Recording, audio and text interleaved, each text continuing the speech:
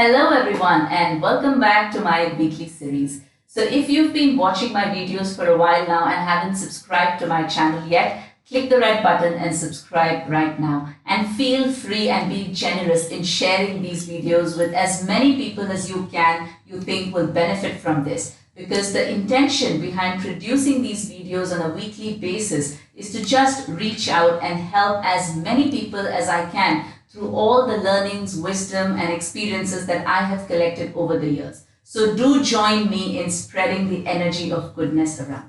This week, I want to talk about one habit that many of us fall prey to in an unknowing manner. And this habit can be very, very detrimental to our personal growth. And that is the habit of questioning your past decisions continually and feeling guilty about them.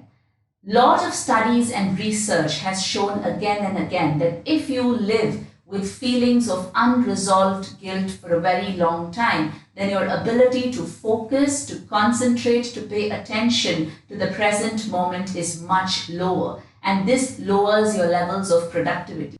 Most importantly, when you're living with feelings of unresolved guilt, you forget to see the opportunity in the present moment, because you are not in acceptance of the present moment and you are continually rejecting it. So when you judge the moment, you do not see the potential and the opportunities that this moment can offer.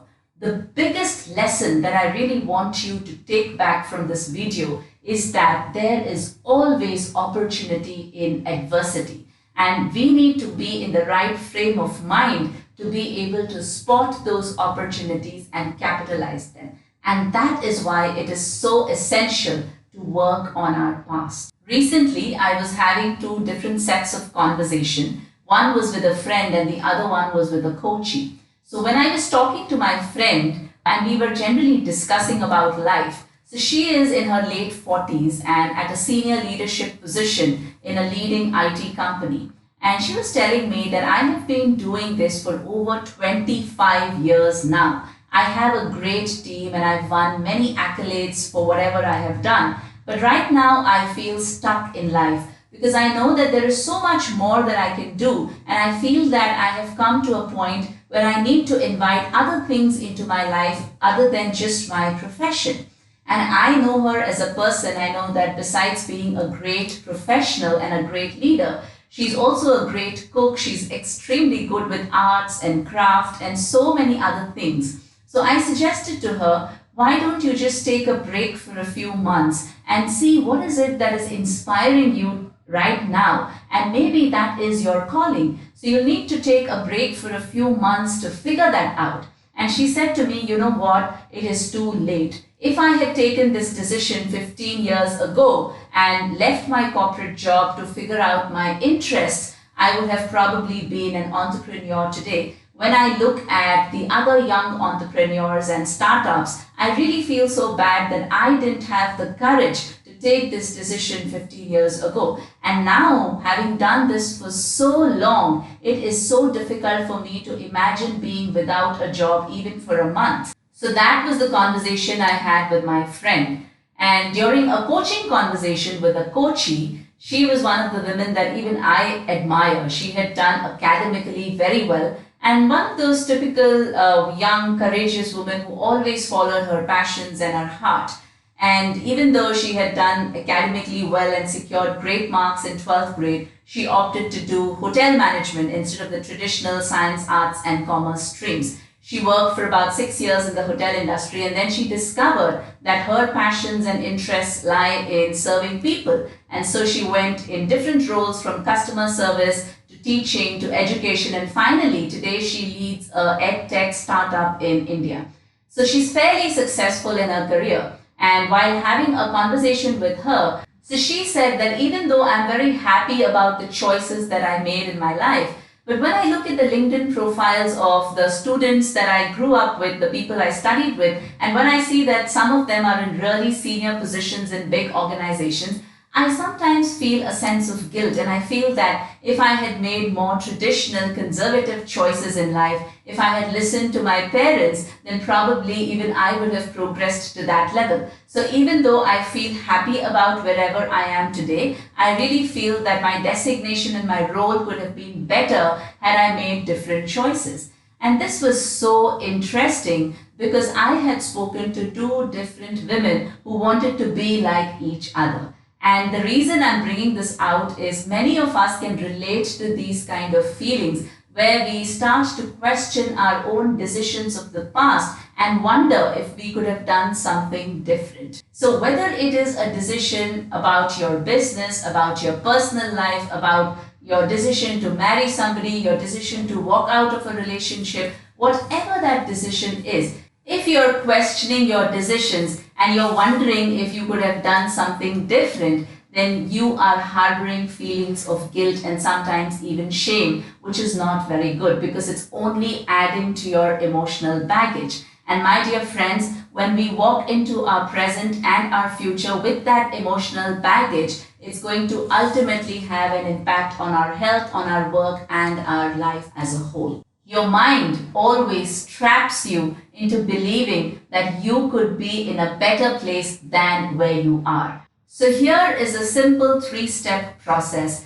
that you can use to put a full stop to this habit of continually questioning your past decisions and move into your future with confidence. The first step is for you to understand that whatever decisions you took in the past, you made it under two circumstances.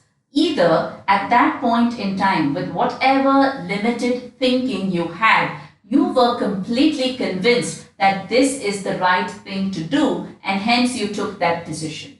Or at that point in time, you were emotionally overwhelmed and you took that decision under pressure. The pressure could have been either external or could have been self-created. But in either case, your mind had stopped working and you were kind of forced into that decision out of emotional overwhelm. In both the cases, whatever decision you took was really the only thing you could have done. It is only today when you look back at that decision, in retrospect, you are able to see many other options. But at that point in time, wherever you were, you did not have those options. It's almost like looking back at your childhood and questioning yourself, why did I fall when I was playing basketball in school? At that point in time, you did not have control over that fall. It's exactly the same thing with your past decisions. So why question them today? So when you deeply understand and accept this, you will be able to apply a full stop to this habit of constantly questioning and rather accept your present for whatever it is today. The second is, of course, if your decisions have caused a lot of damage to yourself and people around you, and if you feel that there is a possibility of going back in time and recovering or repairing those relationships, then please do that. You just need to have some courage and need to be a little vulnerable to be able to either send a note of apology to that person or maybe go back, speak, connect with them and apologize or make up for whatever you have done. For example, if as an entrepreneur you decided to lay off your team because your business was not doing well and today you realize that you need some of those people back in your team, all you need to do is have the courage to ask them. If they truly value what they did in your organization, they will get back on track. And if they don't, then you can obviously look at what other opportunities you have. But at least from your side, you have made the effort to resolve those feelings of guilt and shame, and you are in a better position to move ahead with confidence.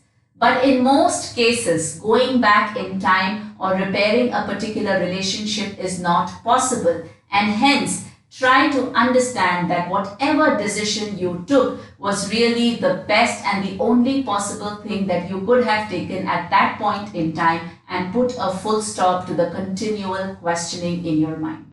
Step number 3 is once you have done that is where you now start to apply ancient wisdom. In all our philosophies and in all our religious scriptures, a lot has been written about being in acceptance with the present moment.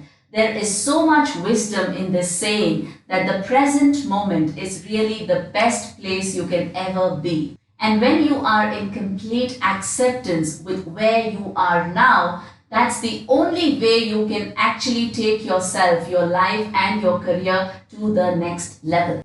As long as you continue to deny, resist, and reject the present moment, you cannot move forward. You will feel stuck.